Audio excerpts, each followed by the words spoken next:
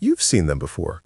Old buildings, European streets, maybe even in photos from places you've never been. The architecture feels intentional, almost symmetrical, but something is off. A doorway that leads nowhere, a sealed archway, a frame that clearly once opened, now filled with brick or stone that doesn't quite match the rest. And you walk past it without thinking, because whatever it was, it looks like it's always been that way. But it wasn't. There was a time when those doors weren't decorative. They weren't forgotten. They weren't sealed. They were used constantly by ordinary people. Not elites, not officials, just people who needed to walk in, look around, and know something for themselves. Those doors led somewhere important. Not to secrets, not to treasure. To verification, to accountability, to a system that didn't rely on trust, but on access. And then, slowly, almost invisibly, that system disappeared. Not in a single moment, not through a dramatic event, but piece by piece, room by room, door by door, until what remained was the architecture without the function. The doors stayed. The system behind them did not. To understand what was lost, you have to imagine a world where economic life didn't happen behind counters, contracts, or screens. A world where trade wasn't hidden behind branding or buried in fine print. A world where if you wanted to know whether you were being treated fairly, you didn't need permission. You just needed to walk through a door. In medieval Europe, that wasn't a privilege, it was infrastructure. Entire buildings were designed around it. Massive public halls stood at the center of cities, not as symbols of power, but as mechanisms of visibility. Their ground floors were open, accessible, and deliberately exposed to the public square. Not because it looked impressive, but because it served a purpose. Anyone could walk in, anyone could observe, anyone could compare. Prices weren't secrets, standards weren't hidden. Transactions didn't require blind trust because they weren't concealed in the first place. If something was being sold, it was being sold in front of you. And if something was being measured, the standard used to measure it was accessible, physically, not abstractly. Weights and measures weren't distant regulations. They existed in real space, in rooms you could enter, in objects you could touch, in systems you could verify without needing a degree, a license, or a connection. If you doubted a scale, you could check it. If you questioned a price, you could compare it. If someone cheated, they didn't hide behind paperwork. They faced the public, literally, because enforcement wasn't just legal, it was visible. Accountability wasn't something that happened later behind closed doors. It happened in the open, in front of witnesses, in spaces designed for that exact purpose. And those spaces had doors. Lots of them. Not a single grand entrance, but dozens of access points, each one a statement that entry wasn't restricted, wasn't controlled, wasn't filtered. You didn't need to justify why you were there, you just walked in. That was the system, and it worked. Not because people were more honest, but because dishonesty had nowhere to hide. Now imagine removing that system. Not by banning it outright, not by announcing its end, but by changing the conditions around it until it becomes inconvenient, then unnecessary, then forgotten. Start with small pressures. A tax here, a regulation there, a shift in how property is defined, a reclassification of space. Nothing dramatic, nothing that sparks outrage, just adjustments. Over time, those adjustments begin to reshape behavior. A landlord closes a doorway because maintaining access becomes costly. A merchant moves activity into a more controlled environment. A public room is repurposed, not removed, just reassigned. The door is still there, but it doesn't lead where it used to. And because each change happens separately, no single moment feels like a loss. No one event marks the transition, but the cumulative effect is profound. Spaces that once belonged to everyone start belonging to someone. Access becomes conditional. Verification becomes indirect. And slowly, the act of simply walking in and seeing for yourself disappears. Not because it's forbidden, because it's no longer possible. The architecture begins to change in response. Doorways that no longer serve a function are sealed, not demolished, just filled in, bricked up, covered, blended into the wall. From a distance, it looks normal. Up close, you notice the difference. The outline is still there. The shape hasn't changed. Only the access has. And over generations, even that memory fades. People stop asking why the door exists. They assume it never mattered. But it did. Because those doors weren't just physical features. They were guarantees. Guarantees that if something affected you, your money, your goods, your livelihood, you had a place to go, a way to check, a right to see. No appointment, no permission, no intermediaries, just a door. And once that door stops functioning, something subtle but critical shifts. You don't lose information entirely. You lose direct access to it. You begin to rely on representations, on summaries, on reports, on systems that tell you what's happening instead of letting you observe it yourself. And at first, that seems efficient, even helpful. But it introduces a gap, a space between you and reality. A space where interpretation replaces observation, where trust replaces verification. And once that gap exists, it can grow. Because the less you can see directly, the more you have to rely on what you're told. And the more you rely on what you're told, the less you question the structure that's telling you. That's how systems change without resistance. Not by force, by substitution. By replacing something tangible with something abstract, something immediate with something mediated, something you could walk into with something you have to navigate. And as that shift continues, the physical evidence remains. The buildings don't disappear. The doors don't vanish. They just stop working. They become artifacts, clues, reminders of a system that operated differently. One where access wasn't curated, wasn't restricted, wasn't hidden behind layers.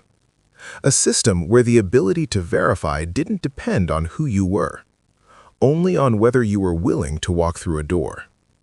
Today, we still move through spaces shaped by that past. We pass structures that were designed for openness, but function as something else entirely. We enter buildings where the ground floor no longer invites entry, where the rooms behind the facade serve purposes we don't fully understand, where access points exist but don't connect to anything we're allowed to see. And we accept it, because it feels normal, because we've never experienced anything else. But every sealed doorway is a question, not just about architecture, about access, about who gets to see what, about when that changed, and why no one noticed. Because the most effective transformations don't look like transformations. They look like continuity. They preserve the surface while altering the structure beneath. They leave the doors in place so you don't realize what's gone. And once enough time passes, the absence stops feeling like a loss. It feels like the way things have always been. But it isn't. And in part 2, we're going to follow that shift further. Not just how the doors were closed, but what happened after. What replaced direct access. What filled the gap between you and the system. And why, even today, the most important doors aren't the ones you see. They're the ones you're no longer allowed to use. By the time the doors stopped working, most people didn't notice. Not because they weren't paying attention, but because nothing looked broken. The buildings were still there. The entrances hadn't been demolished. The streets still led to the same places. If anything, everything appeared more organized, more structured, more modern. But what changed wasn't what you could see. It was what you could no longer do. There was a time when accountability didn't require interpretation. You didn't need to understand a system to verify it. You just needed access to it. You didn't need to read a report to trust a measurement. You could compare it yourself. But once those rooms were sealed, that ability didn't disappear overnight. It was replaced by layers. Layers of administration, layers of process, layers of abstraction that made the system more efficient, but also more distant. Instead of walking into a public hall, you now navigated procedures. Instead of checking a standard directly, you relied on certification. Instead of witnessing accountability, you trusted that it was happening somewhere, behind a door you couldn't enter. And over time, that distance became normal, because the new system worked, at least on the surface. Goods were still sold, contracts were still enforced, standards still existed, but they existed in places you couldn't easily reach, in forms you couldn't directly examine, in systems you interacted with without ever fully seeing. And that subtle shift changed something fundamental. Not the outcome of transactions, but your relationship to them. You went from participant to observer, from someone who could step in and verify to someone who had to accept. And once that role changes, something else changes with it: responsibility. Because when you can no longer access the system directly, you can no longer challenge it in the same way. You can question it, you can doubt it, but you can't walk in and prove it. The door that allowed that action is still there, but it doesn't open. And that's where the real transformation begins. Because once access becomes restricted, not by force, but by structure, it creates a new kind of control. Not control over what exists, control over what can be seen. Think about how many systems today operate like that. Places that appear open but function as closed. Spaces that look public but are governed privately. Processes that feel accessible but require layers of navigation, approval, and qualification before you can reach anything meaningful. The door is visible. The path is not. And the more complex that path becomes, the fewer people attempt to follow it. Not because they're incapable, because it's no longer practical. Which means that, in effect, access still exists, but only for those willing or able to navigate the system that replaced it. Everyone else stays outside. And over time, that separation deepens, because systems tend to evolve in the direction of least resistance. And once direct access is removed, there's no pressure to restore it. Only pressure to optimize what replaced it, to make it faster, more scalable, more efficient, but not necessarily more transparent. And that's how you end up in a world where information is everywhere, but verification is nowhere. Where data is abundant, but access is conditional. Where the appearance of openness replaces the reality of it. And the architecture reflects that shift. Not just in old buildings, but in new ones. Spaces designed to guide movement rather than allow it. Entrances that funnel rather than open. Rooms that serve functions you interact with, but never fully enter. The concept of a public room, one that exists specifically for observation, verification, and accountability, becomes rare. Not because it's outdated, because it's no longer required, or at least no longer prioritized. And when something stops being prioritized, it doesn't disappear dramatically.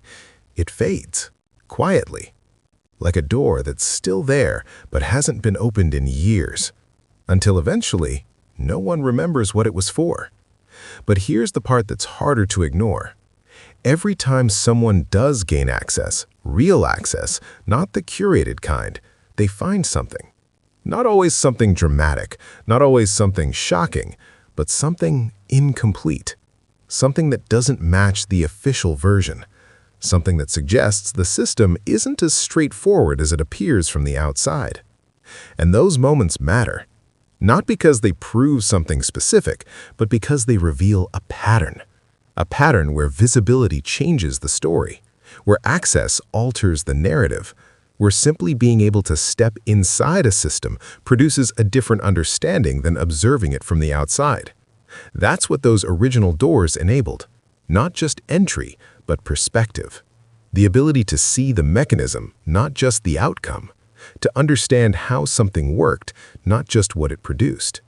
And once that ability is removed, the system becomes harder to question. Not because it's flawless, but because it's distant. Because you can't easily reach the place where questions turn into answers. You can only engage with the surface. And the surface is designed to function smoothly, to present clarity, to reduce friction, but not necessarily to reveal structure. That's the trade-off: efficiency for visibility, convenience for access. A system that works in exchange for a system you can't fully see. And most of the time, that trade feels acceptable. Until something goes wrong. Until a discrepancy appears. Until a number doesn't match, a process fails, a result doesn't make sense. And in that moment, the instinct is the same as it always was: to go check, to walk in, to verify. But now there's no door for that. Not a real one. Only processes, requests, delays, barriers that weren't there before. And suddenly, what used to be simple becomes complicated. What used to be direct becomes mediated. What used to be a right becomes a procedure. And that's when the absence becomes visible. Not in the architecture, in the experience. In the realization that something you should be able to do, you can't. Not because it's forbidden, because it's no longer built into the system. And that realization doesn't come all at once. It comes in moments, small ones. When access is denied, when information is incomplete, when transparency feels like a promise rather than a feature. And each of those moments is a reminder of something that used to exist differently. A system where accountability wasn't something you requested, it was something you could witness.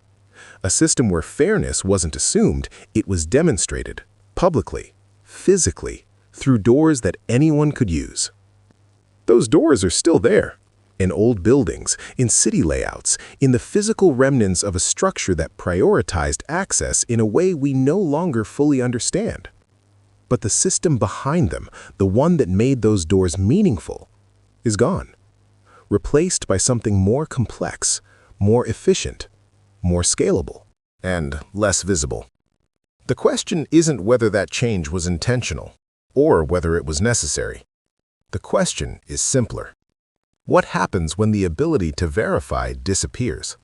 Not entirely, just enough that most people stop trying. Because that's all it takes.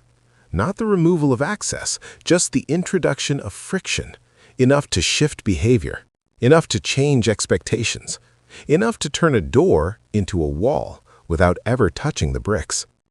And once that shift is complete, the system doesn't need to hide anything because the absence of access does the work for it.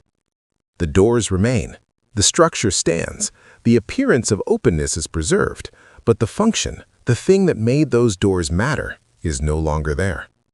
And unless you know what used to be behind them, you'd never think to ask why they don't open anymore.